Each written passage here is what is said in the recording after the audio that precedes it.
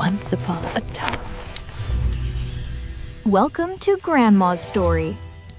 ඔන්න එකමත් එක කාලෙක එක රටක් තිබුණා. මේ රටේ මිනිස්සු ගොඩක් සතුටින් තමයි ජීවත් වුනේ. ඒකටත් ලොකු හේතුවක් තිබුණා. මොකක්ද දන්නවද?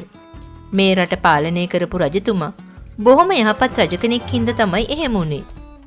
ඉතින් ඔන්න දවසක් මේ රජතුමාට හිතුණා මුළු රට පුරාම සංචාරය කරන්න ඕන කියලා. හැබැයි විශේෂත්වයක් තිබුණා. මොකක්ද දන්නවද? රජතුමාට තනියෙන්ම තමයි මේ සංචාරය කරන්න ඕන උනේ. මේ සංචාරයේ එක අරමුණක් තමයි රටේ ජනතාවගේ දුක සැප සොයා බැලීම.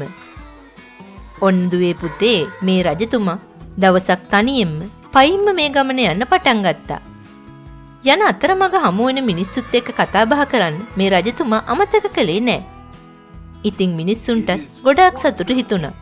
තමන්ගේ රටේ රජුරු මේ විදිහට එයාලගේ දුක සැප හොයන්න බලන්න ආපු එක ගැන. තමන්ගේ රටේ මිනිස්සු ගොඩක් සතුටින් ජීවත් වෙනව දැකපු රජතුමා ඒ ගැන ගොඩක් සතුටින් එයාගේ සංචාරය ඉවර කරලා ආපහු රජවාසලට පැමිණියා. රජවාසලට ආපු රජතුමාගේ කකුල් ඉදිමිලා යටිපතුල් හොඳටම රිදෙන්න පටන් ගත්තා. මොකද දන්නවද?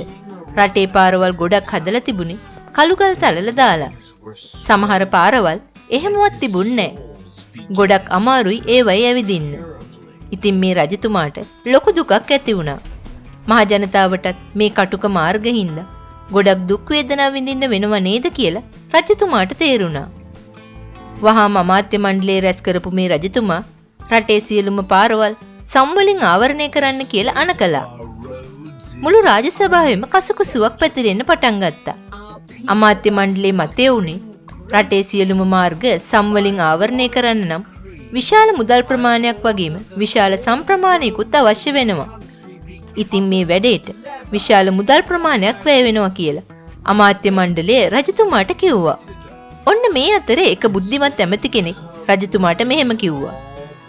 රජතුමනි, රටේ සියලුම මාර්ග සම්වලින් ආවරණය කරනව වෙනුවට අපි මහජනතාවට කියමු එයාලගේ කකුල් සම්වලින් හදපු ආවරණයකින් ආවරණය කරගෙන මේ මාර්ගවල ගමන් කරන්න කියලා. ඉතින් මේ ඇමතිතුමාගේ යෝජනාව රාජසභාවේ හැමෝගෙම ප්‍රශංසාවට ලක් වුණා. රජතුමාටත් මේ ගැන ගොඩක් සතුටු හිතුණා. මොකද ඒ යෝජනාව ඇත්තටම ගොඩක් හොඳ යෝජනාවක් නිසා. ඉතින් රජතුමා රටවැසියෝ හැමෝටම මේ යෝජනාව ගැන දැනුවත් කරන්න පණිවිඩකාරයින්ව යවුවා.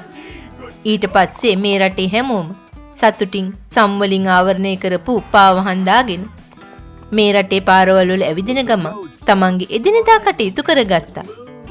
ඉතින් දැක්ක නේද දුවේ පුතේ, මේ කතාවෙන් අපිටත් ගොඩක් ආදර්ශ ගන්න පුළුවන්.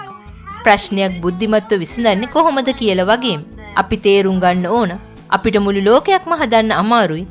ඒත් අපි තනියෙන් බුද්ධිමත්ව වැඩ කළොත් මුළු ලෝකෙටම බලපාන ප්‍රශ්න බොහොම ලේසියෙන්ම විසඳ ගන්නත් අපිට පුළුවන් කියලා.